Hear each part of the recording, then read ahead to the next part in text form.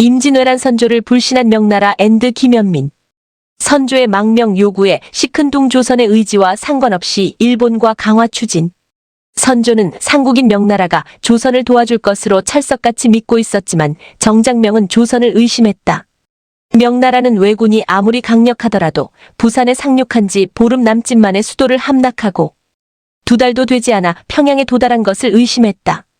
조선이 일본의 앞잡이가 되지 않고선 일본군이 그렇게 빨리 북상할 수 없다는 것이었다. 1592년 6월 초 명나라는 전황을 파악하기 위해 최세신과 임세록을 조선에 파견했다. 징비록에 따르면 유성룡이 임세록을 대동강이 보이는 곳으로 데리고 가 멀리 외병이 움직이는 것을 보여주었다. 유성룡은 선조의 미움을 사 좌의정에서 물러나 명사신을 접대하는 풍원부원군직을 맡고 있었다. 유성룡의 설득으로 명사신은 왜와 조선의 야합이 없었음을 알게 되었고 중국군의 지원을 요청하는 조선의 자문, 외교문서를 받아 돌아갔다. 명은 조선의 요청에도 불구하고 곧바로 조선을 도우러 오지 않았다. 왜군이 대동강에 이르자 선조는 6월 11일 급하게 평양을 버리고 의주로 도망갔다. 평양성에서도 백성들이 왕의 탈출을 막아섰으나 선조는 좌상 윤두수와 이조판서 이원익에게 평양을 사수하라고 명한 후 야반도주하듯 달아나 버렸다. 임금이 평양을 빠져나간 지 이틀 후 6월 13일 윤두수와 김명원은 재빨리 도주했고 왜군은 평양성을 무혈입성했다. 전쟁 개시 2달 만에 일본은 평안도 북부만 제외하고 조선 전역을 점령한 것이다. 선조는 영변에 도착해 또다시 명나라로 내보할 의사를 강력하게 표시했다. 선조실록 1592년 6월 13일을 요약한다.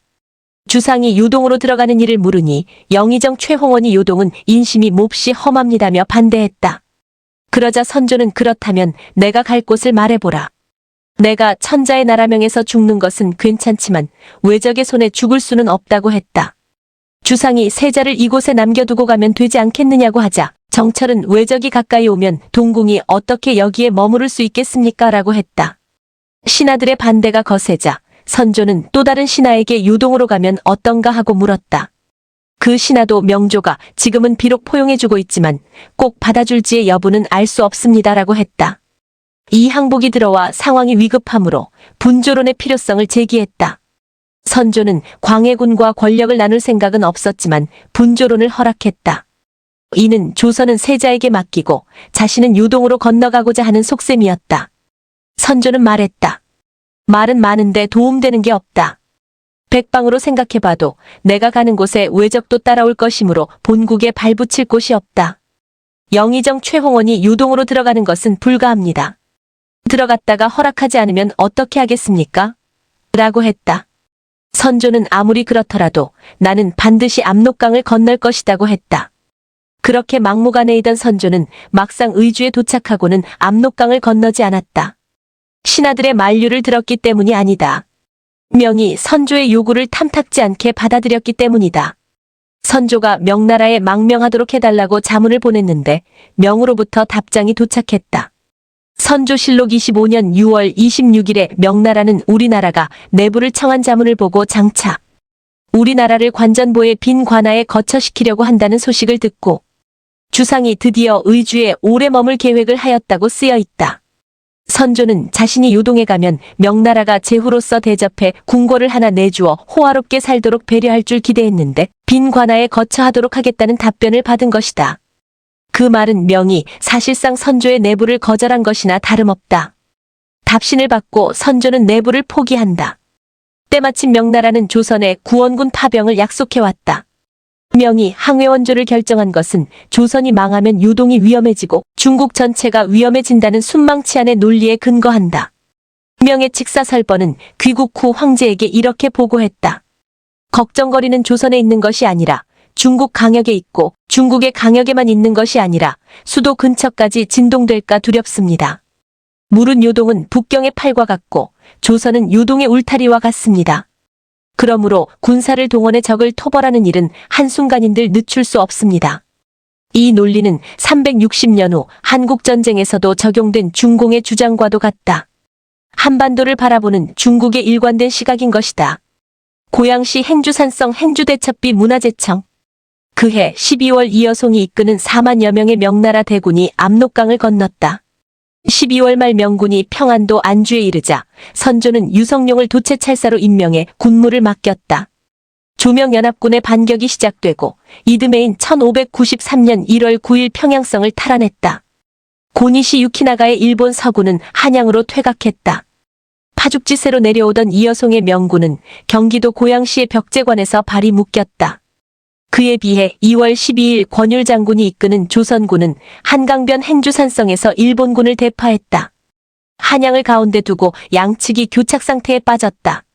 명군은 조선을 위해 기꺼이 희생할 마음이 없었다.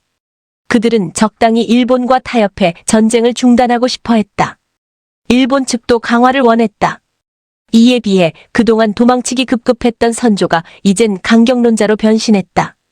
명과 외는 주전론을 펼치는 조선을 제외한 채 강화회담을 열었다. 300년이 더 지난 후에 열린 625 휴전회담에서 한국이 회담에서 제외된 것과 같다. 외장 고니시 유키나가와 심유경이 용산 강가에서 만나 협상 조건을 교환했다. 일본군은 명군과의 협상을 통해 안전을 보장받고 1593년 4월 한양에서 철수하고 경상도 남부 해안으로 내려갔다. 4월 20일 조선군은 서울을 탈환했고 선조는 개성에 머물렀다. 서울 용산구 원효로 사가에 있는 외명강화 지첩이 임진왜란 때 이곳에서 강화회담이 열렸다고 한다. 박차영. 강화회담에서 조선분할론이 제기되었다. 조선분할은 도요토미 히데요시가 명나라에 보낸 국서에서 조선 8도 중 4도를 달라고 했다. 명나라 장수들은 조선이 반동강 나든 상관이 없었다. 그들은 강화를 맺고 물러날 생각을 했다. 명나라의 조선주둔군 총책임자 송경응은 일본군이 조선 남부를 점령한 상태에서 전쟁을 마치려 했다. 조선 조정은 송응창, 이여송 등이 베이징 당국을 속이고 있다고 판단하고 사신을 보내 잘못을 알려주려고 했으나 송응창은 요동에서 조선 사신의 입국을 저지했다. 명의 경략 송응창은 선조가 강화를 반대하자 선조의 힘을 빼는 전략을 수립했다. 송응창은 조선의 권력을 양분의 하삼도, 즉 충청전라 경상도를 세자 광해군에게 맡기는 방안을 선조에 요구했다. 선조실록 26년 8월 16일자에 송응창의 발언이 기록되어 있다. 듣건대 왕의 둘째 아들 광해군이 영웅의 풍채에 위인의 기상이 드러나 준수하고 온화하며 어린 나이에 재능이 뛰어나다고 합니다. 저의 생각에 광해군으로 하여금 전라 경상 충청도를 차례로 순찰하면서 크고 작은 일을 막론하고 모두 그의 결재를 받도록 하여 군병을 선발할 때 반드시 친히 검열하게 하십시오. 송응창의 하삼도 격리하는 선조의 권력을 빼앗으려는 시도나 다름없었다.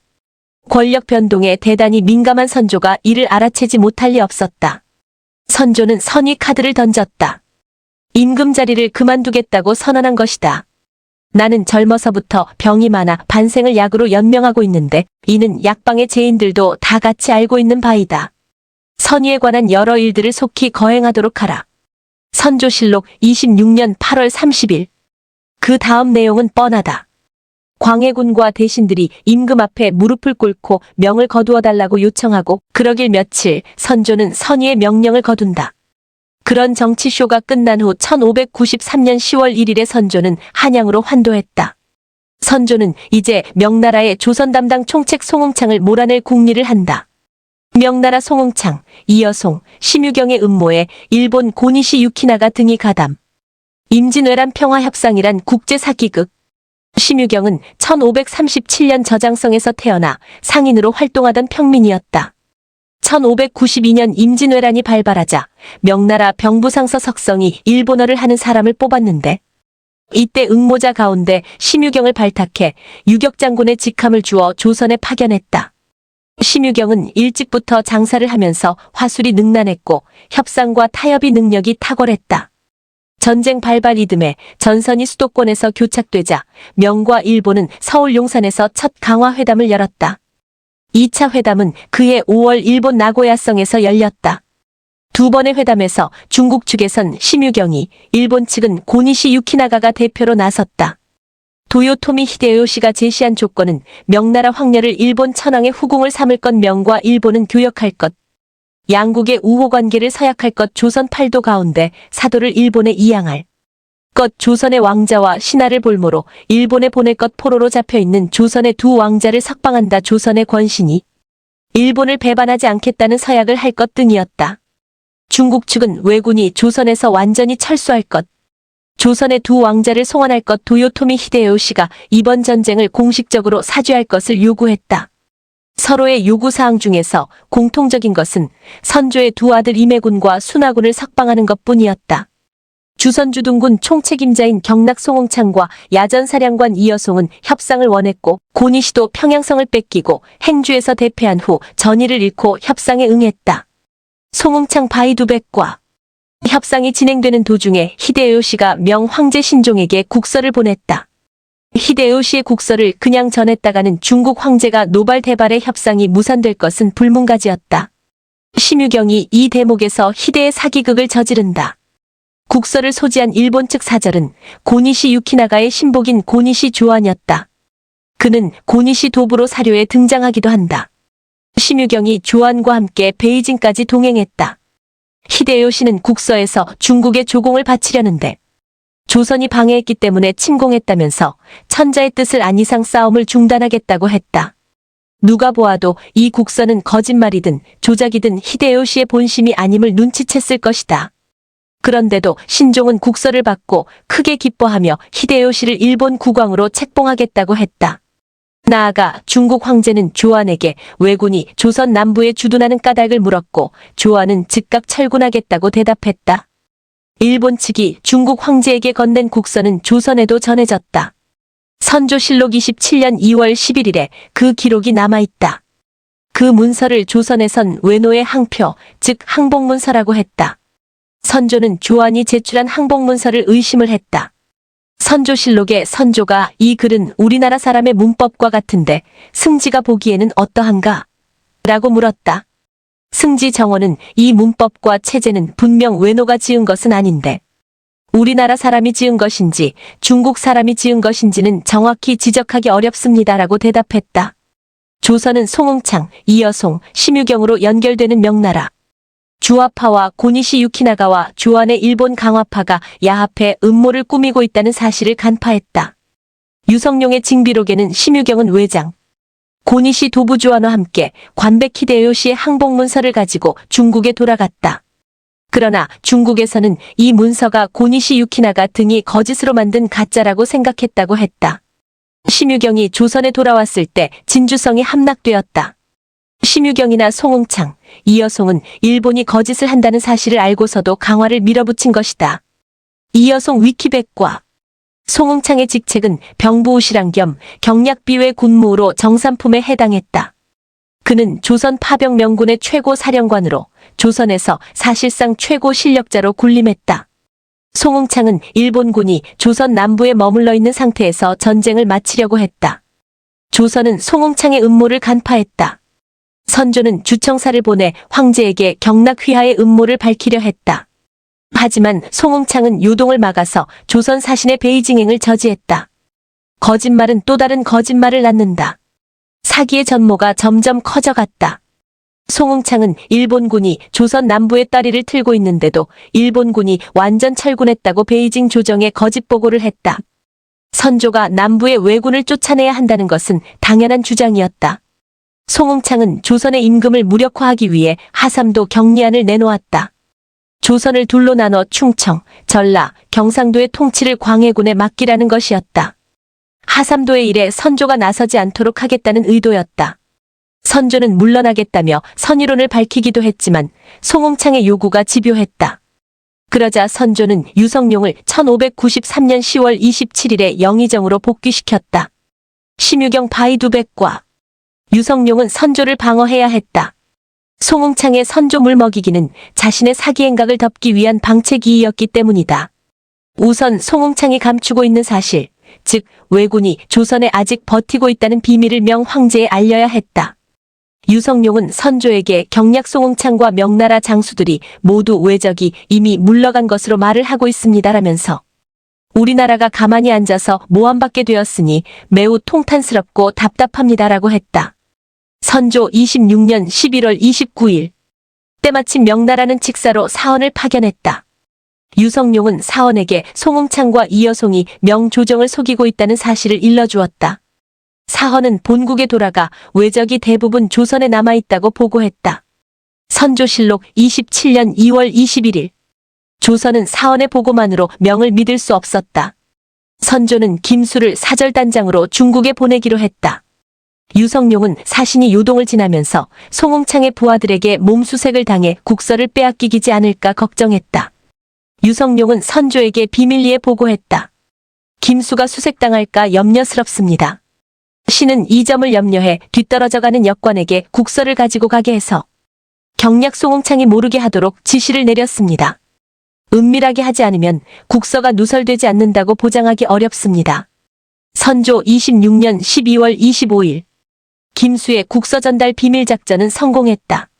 칙사 사원의 보고와 조선 사절단의 국서로 인해 중국에선 송응창과 이여송의 사기 행위가 발각이 되었다. 진실이 밝혀지면서 송응창과 이여송은 본국으로 소환되어 탄핵을 당했다. 명나라는 송응창 후임으로 병부시랑 고양겸을 경략으로 발령했다.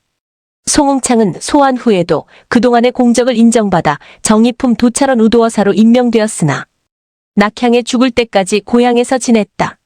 이여송은 귀국한 뒤에 여러 벼슬을 역임하다가 1597년에는 요동 총병이 되어 고향으로 돌아갔다. 심유경은 히데요시를 명 황제의 책봉서를 가지고 일본으로 건너갔다. 히데요시는 명이 자신을 국왕으로 책봉한 사실에 격분했다. 강화협상은 실패로 돌아갔고 일본은 1597년 다시 조선으로 출병해 정유재란을 일으켜다. 심유경은 감금되었다가 석방되었고 또다시 일본과 평화교섭을 진행하였으나 실패했다. 그는 일본으로 망명을 기도했다가 경상남도 의령 부근에서 명나라 장수 양원에게 붙잡혀 처형되었다. 국제적인 사기 행각에 엇보였다.